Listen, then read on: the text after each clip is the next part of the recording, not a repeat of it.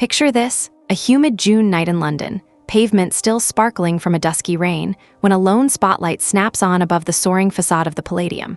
A hush ripples through the crowd as Rachel Zegler steps into the light, no orchestra pit, no red velvet curtain, just stone beneath her feet and the whole of Argyll Street craning their necks. She lifts her chin, unleashes the opening line of "Don't Cry for Me Argentina," and phones everywhere light up like fireflies. For the streaming masses, it's an electric, once-in-a-lifetime freebie. For the ticket holders still queuing at the doors, it feels like daylight robbery. Within minutes, the clip detonates across social feeds, crowned with a brand new nickname, Gen Z Marie Antoinette. The question isn't how the footage went viral. That part's obvious. The question is how 30 unplanned seconds on a balcony became the spark that threatened to burn an entire West End revival to the ground. The date was 17 June 2025, mere hours before Evita's first paid preview. In theory, producers wanted a quick, cheeky teaser, snap a few photos, wave to the fans, back inside before the traffic lights cycled twice. Instead, Zegler refused the polite wave and struck a full-throated pose,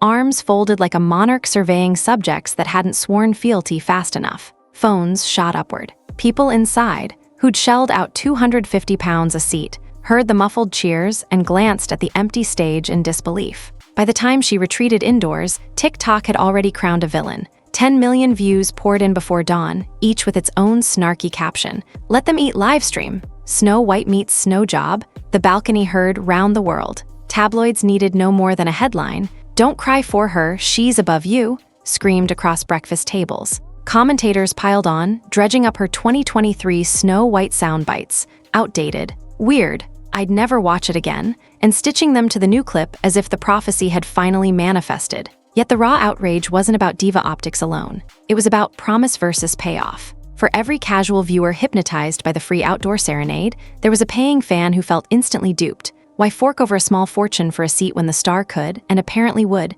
perform for free outside, leaving them with a glorified watch party inside? In one viral rant, a middle-aged theater buff fumed, "I didn't fly across an ocean to squint at a LED screen. If I wanted a balcony concert, I'd have booked a hotel with breakfast." Her words captured a brewing sentiment. Zegler's gesture didn't just bend the fourth wall, it shattered the contract between performer and patron. The fallout spiraled faster than the clip had uploaded. Fan forums roared about refunds, sponsors flooded their PR teams with reevaluate emails, and a grinning pundit on late-night TV christened the fiasco Evita Gate. Most damning of all, insiders whispered that the Department for Culture, Media and Sport, already sensitive to accusations of reckless art spending, flagged the production for image risk assessment before the house lights even dimmed on Preview 1. But that balcony was only the fuse. The real dynamite was already primed, and the next blast would come from Zegler's own past. Months before the balcony uproar, Rachel Zegler had already stepped onto a cultural minefield. In mid-2023, an interview clip went viral in which she dismissed Disney's 1937 Snow White as weird and outdated. The soundbite ricocheted across TikTok, then boomeranged back in early 2025 when fan accounts stitched it to the new Evita footage, framing her as the perfect symbol of Gen Z arrogance. What started as online grumbling soon translated into lost opportunities. Apple TV Plus quietly backed out of Spellbound, an animated musical with Zegler in the voice booth, only for Netflix to scoop it up days later. A rescue deal, sure, but one that screamed risk mitigation to industry watchers. Next came Paddington 3. Officially, Zegler blamed the SAG-AFTRA strike for stepping away, yet trade blogs noted she was the film's only SAG actor replaced mid-shoot, stoking whispers that producers feared her growing baggage more than union logistics. Each headline hardened a narrative. Talented, yes, but radioactive at the box office. So when London producers invited her to strap on Evita's platform heels, they weren't just hearing a star, they were gambling that the Snow White storm had finally blown past. It hadn't. The minute she stepped onto that real balcony above the Palladium, the ghosts of comments, cancellations, and corporate cold feet came thundering back,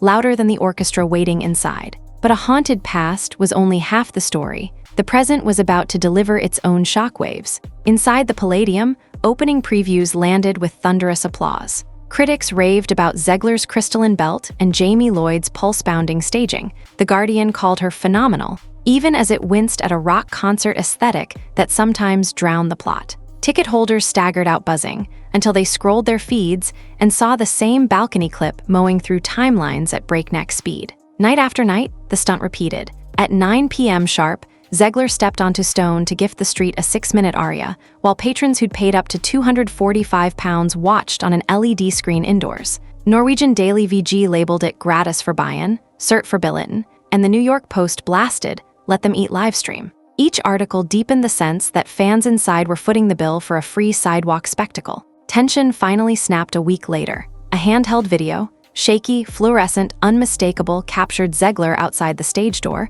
mascara streaked, pleading with an agitated fan to show some respect for my Danny, her bodyguard. The clip was only 40 seconds long, but it ignited TikTok like gasoline. Rachel Zegler's stage door meltdown racked up 14 million views in 48 hours, spawning dueling hashtags of Team Rachel and Theater Karen. Commentators swooped. One pundit resurrected the old Snow White controversy, crowning her the new Brie Larson of Broadway in a viral stitch that mashed Evita vocals with past sound bites. Meme culture feasted. Sponsors fretted. Worse, insiders whispered that the UK's Department for Culture, already jittery about taxpayer optics, flagged the production for an image risk review the morning after the stage door spat. By curtain call the following night, applause still boomed, but backstage, producers reportedly drafted 2 running orders, one with Zegler, one without. Her ovations were growing louder, yet the ground beneath her career felt thinner by the hour. Money was watching, government was listening, and Evita's orchestra had only just hit the first crescendo. Few theater scandals jump the footlights and land in Whitehall, but Evita managed it overnight. In mid-June, as the Gen Z Marie Antoinette clip rocketed through the tabloids, civil service inboxes at the Department for Culture, Media, and Sport began filling with one phrase: reputational risk. DCMS officials had already been rattled earlier in the year when Arts Council England issued, and then frantically rewrote, guidance warning that overtly political or activist statements by artists could jeopardize grant money. By 24 June, Westminster insiders leaked that a routine audit of taxpayer-supported cultural projects now included a special briefing on Evita. The memo, according to 2 theater sector lobbyists, asked whether continued logistical help, from crowd control barriers to VAT rebates, was appropriate amid sustained negative press. Arts funding veterans read between the lines. The government, already under fire for tight arts budgets,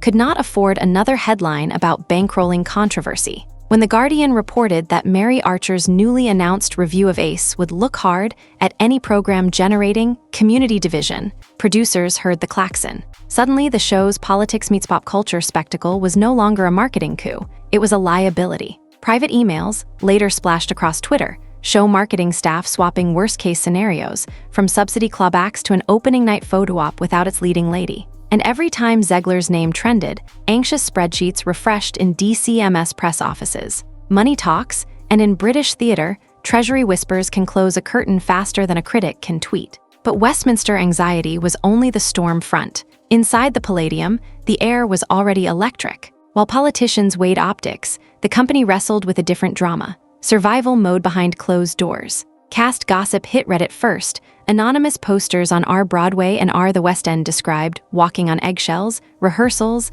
late call times, and a director forced to start-stop scenes while tempers cooled. One thread even alleged that producers had run quiet replacement auditions. After hours, no programs printed. Fuel poured on the fire when a shaky phone clip caught Zegler outside the stage door, mascara streaked, pleading with a heckler to respect my Danny. The 40-second video exploded.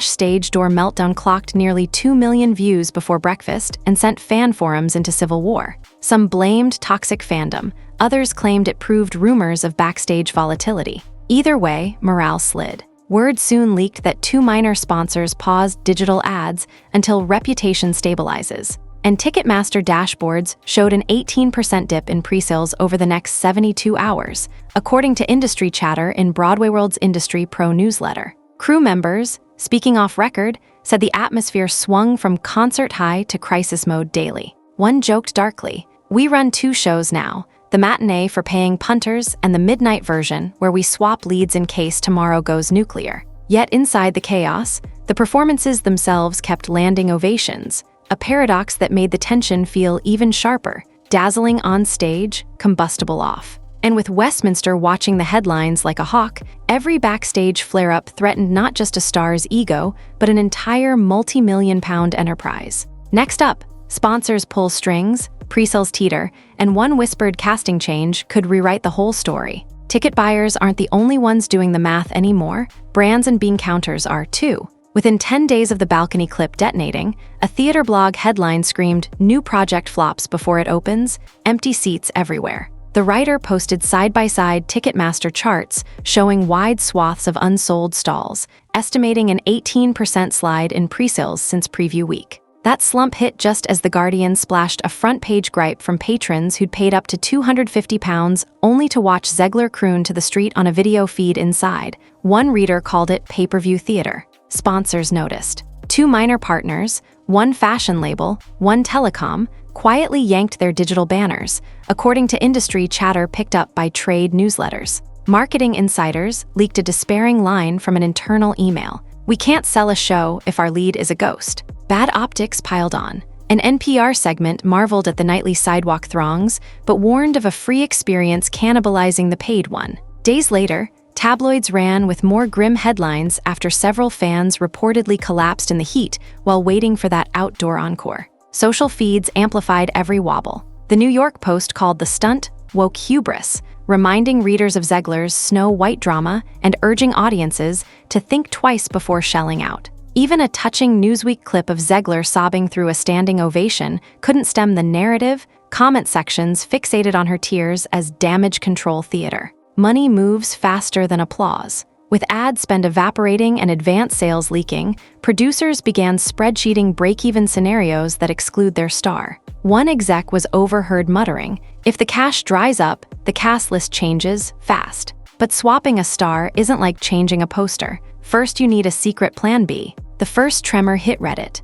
A late-night post on The West End asked, "Will Rachel Zegler have an alternate for Evita?" Commenters claimed they'd spotted unknown sopranos slipping through the Palladium stage door after hours, music binders in hand. Within hours, the thread blew up, half the replies begging for casting gossip, the rest predicting Zegler's ouster before opening night. Other boards fanned the blaze. One furious walkout review described the show as utter rubbish, then added a kicker. "Heard they're rehearsing a backup Eva at midnight, makes sense, right?" The rumor, unverified but delicious, spread faster than any official statement. Memes of a shadowy Evita flooded TikTok, while YouTube pundits dissected leaked call sheets that may or may not exist. Front-of-house staff felt the tension. According to an usher's anonymous tip to The Guardian, 2 separate cue sheets now circulate backstage, version A with Zegler and version B with TBA. Cast members are reportedly told to stay flexible, choreographers to mark all exits, and wardrobe to prep duplicate costumes in 2 sizes,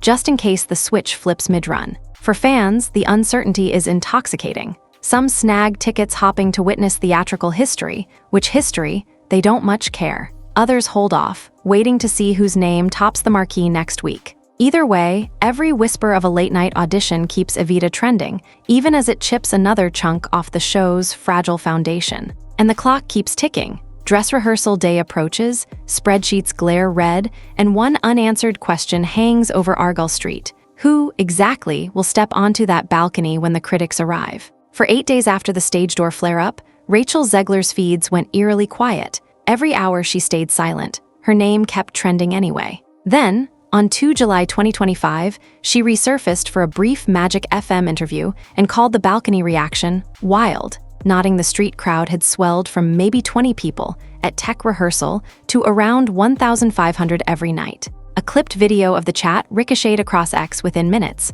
One fan account's post racked up 3 million views in 12 hours. Supporters framed her candor as fearless. Critics read it as defiance, a refusal to apologize to the ticket holders still watching her signature number on a screen. The professional reviews were just as split. The Guardian hailed her phenomenal vocals and Ice Queen authority. The Times, by contrast, praised the spectacle but dismissed Zegler as a blank-eyed marionette, nodding that the street audience got the best bargain of all. The dueling headlines hardened 2 camps, one applauding artistic audacity, the other condemning perceived arrogance. Online, the debate curdled. A top-voted Reddit thread claimed producers were auditioning alternates at midnight, and commenters jeered that her latest soundbite was proof she still doesn't get it. Each post kept Evita in the news cycle and kept sponsors and civil servants nervously watching the analytics. The bigger question now wasn't whether Rachel Zegler could sing the role. It was whether she could survive a news era that punishes silence as ruthlessly as it punishes speech. 2 weeks ago, a balcony performance looked like a clever stunt. Today, it feels like a lit fuse. For the fans on Argyll Street, Zegler is the people's Eva, bending theater's fourth wall to meet them where they stand. For those inside, paying up to £250 to watch a video feed, it's a breach of an unspoken contract. Critics can't agree, sponsors are hedging bets, and Westminster is eyeing every headline that links taxpayer money to social media outrage. So what happens when opening night arrives on 14 July? 3 scenarios hang in the air. 1. Status quo. Zegler keeps the role, the controversy subsides, and Evita rides the buzz to a sold-out run. 2. Quiet switch. A backup lead steps in by mutual agreement, press releases spin unity, and ticket holders show up to a different Eva. 3. Collateral damage. Funding jitters or sponsor exits push the production into a costly postponement, proving that one viral moment can still shutter a West End show. Whichever ending we get, that stone balcony has already rewritten Rachel Zegler's narrative, from Hollywood ingenue to lightning rod in London's culture wars. And the final act? It hasn't even started. Stay tuned.